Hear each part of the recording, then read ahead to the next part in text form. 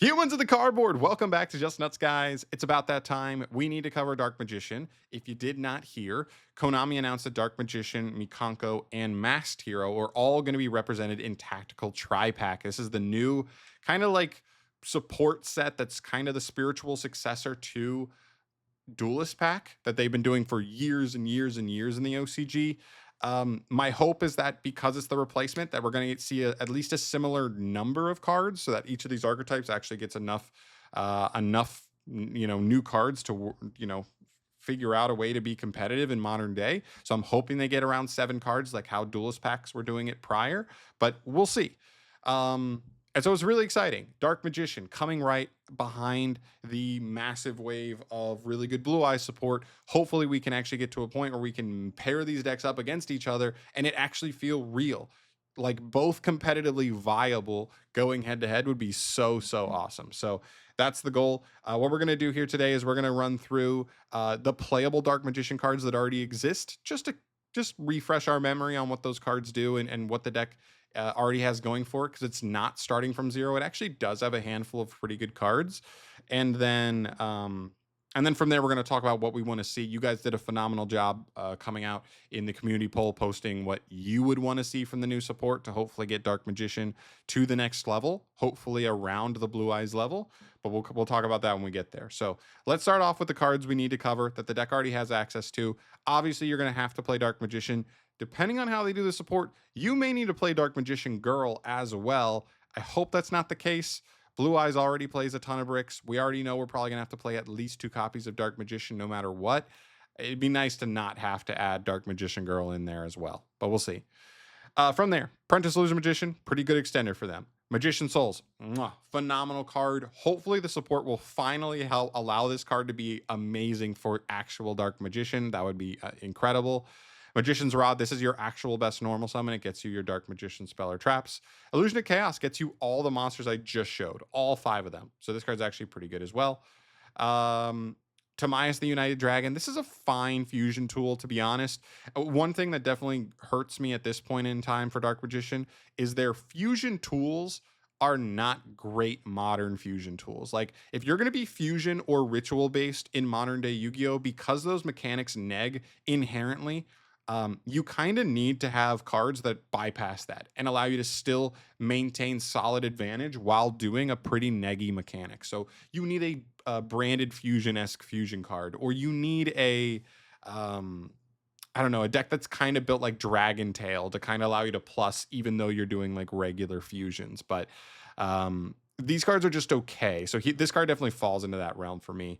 Magician of Black Chaos Max. This card is toxic. I really hope this card is not part of the new strategy when this deck gets its new support, because this card is super toxic. It is just a floodgate. I hate it. Dark Magical Circle. This card is really cool. Really cool. Digs you 3 to find an in-archetype card, and then also gets you a banish every time you summon a Dark Magician while it's on the field. So really good card. I like Dark Magical Circle a lot. Magician Salvation. This card is fine. It lets you set Eternal Soul from your deck, and then it can help you like loop your Dark Magician and Dark Magician Girl names. It's fine. Secret Village of Spellcasters, again, not a super healthy card, but you always have to mention it when you're talking about a pretty spellcaster-centric deck. So it is what it is. If this card's not banned, it is a scary threat for this archetype. Soul Servant, this is an interesting draw card. Not sure if it'll be totally worth playing, but it is interesting to keep in mind. Eye of Timaeus, again, another mid-fusion spell, but okay. Secrets of Dark Magic, same thing. It's basically just a regular ritual or fusion spell, except it's a quick play. That's the only difference. So it's just okay to me. Eternal Soul. This is the card that is supposed to be the equivalent of True Light. It is just strictly worse, but even worse, it is still an okay card. So the deck may be built around it. We'll see. Magician's Combination, another interesting card. If the deck does go the route of having to play Magician Girl and Magician, you may need to play this. It may be a good end board piece, but we'll see. And then a couple good extra deck monsters that the deck can take advantage of. Some rank 7s. Ebon can just summon Dark Magician from the deck.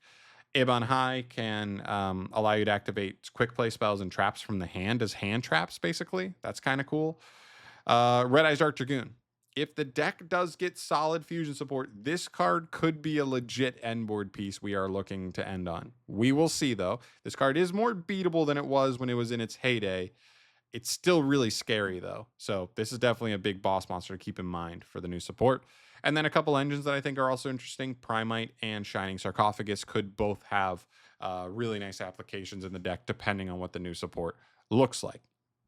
So those are all the cards to me that stood out when I was going through and looking through the stuff that the deck has access to already. We'll just keep those cards in mind as we talk about what we still want to see from the deck. There's a couple things. First and foremost, we have to mention it. Blue Eyes just got a phenomenal structure deck, and it bumped them all the way to, I don't know if I'd say tier 1 right this second, but like tier 1.5, tier 2. They are a legit, they are probably on the border of that top, like the fifth deck in the game, fifth best deck in the game, and that is awesome to see for a deck like Blue Eyes that has been such a, staple, fan favorite deck.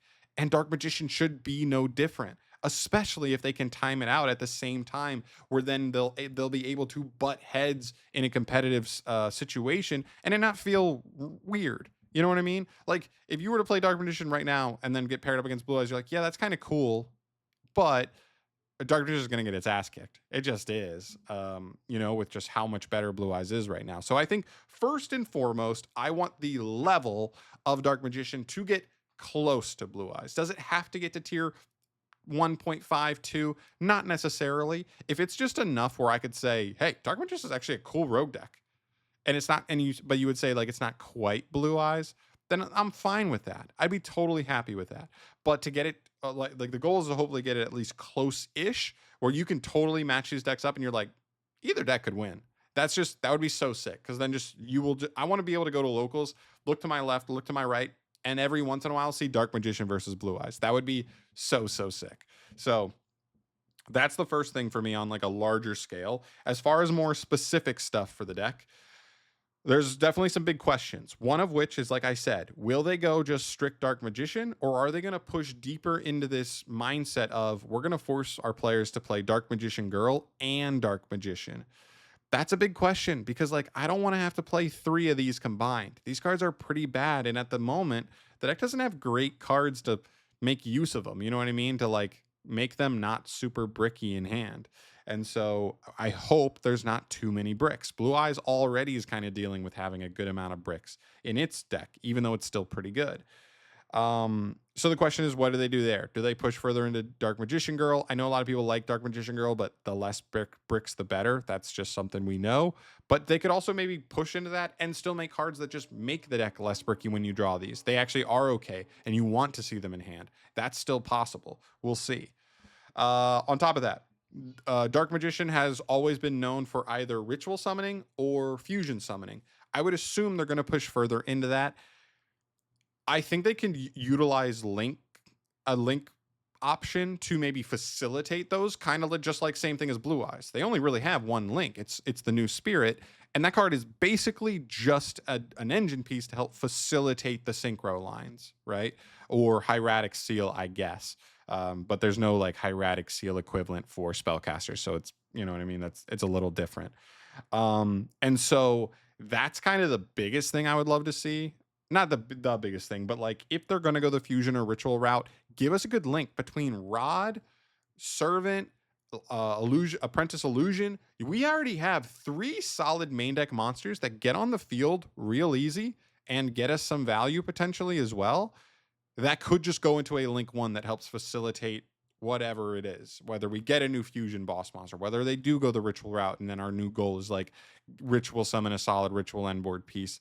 Like facilitating that with a link 1 could do a ton, because if we see it with Sage now. You go normal summon Sage and Blue Eyes, it gets hand trapped. They immediately link for the link 1. If they have any other card to continue playing, they're going to keep working. Same thing with Rod, right? You summon Rod gets negated, you make a link 1, boom, you might still get to a fusion or a ritual. That's a pretty scary end board piece. That's kind of what I'd like to see. I think a link could be really, really good for the deck.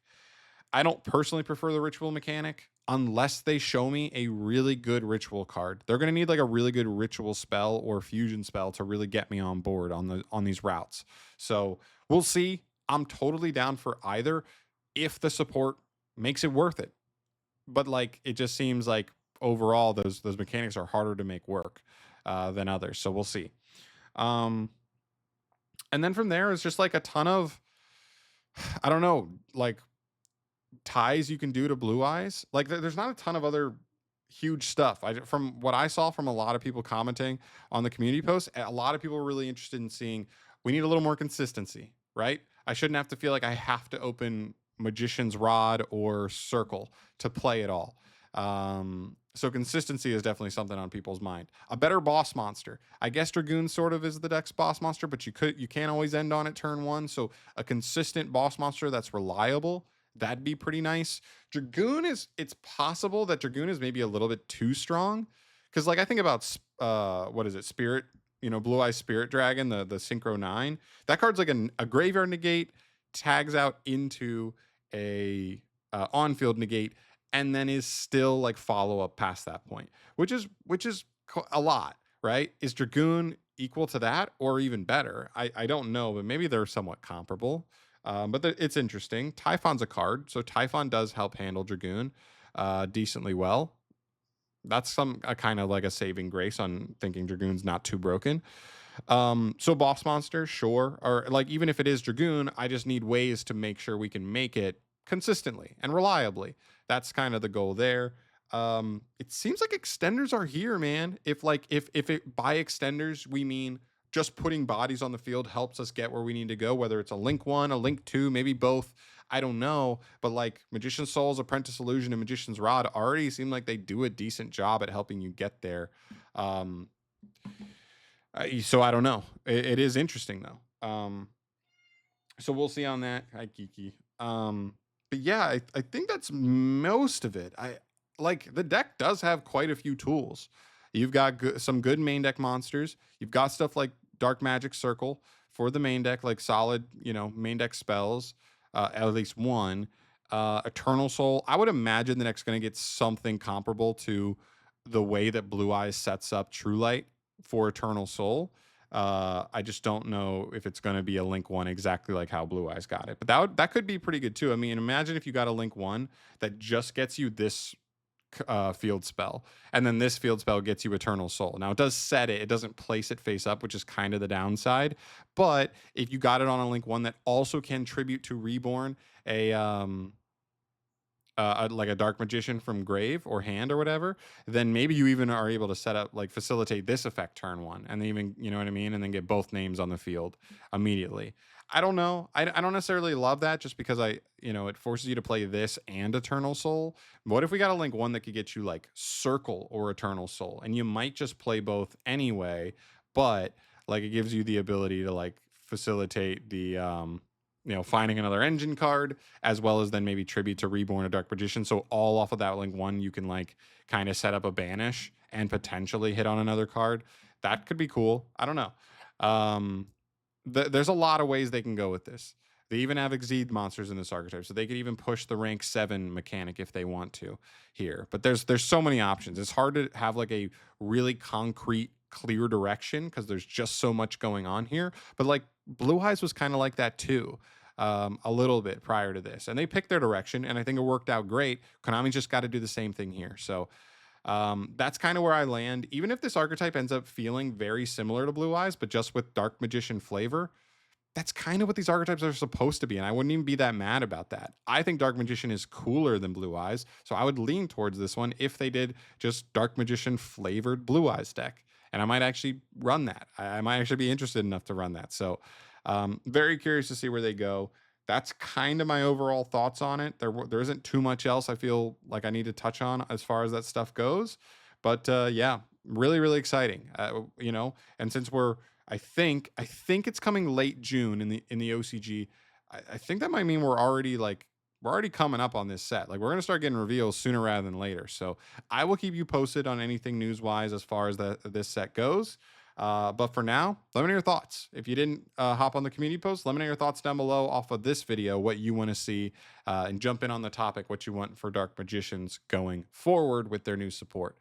I'd love to hear your thoughts on that. Stay tuned for the hero one as well. I'm coming that one's going to be coming in the next couple days, and I'll see you guys next video. Thank you so much for watching. Peace.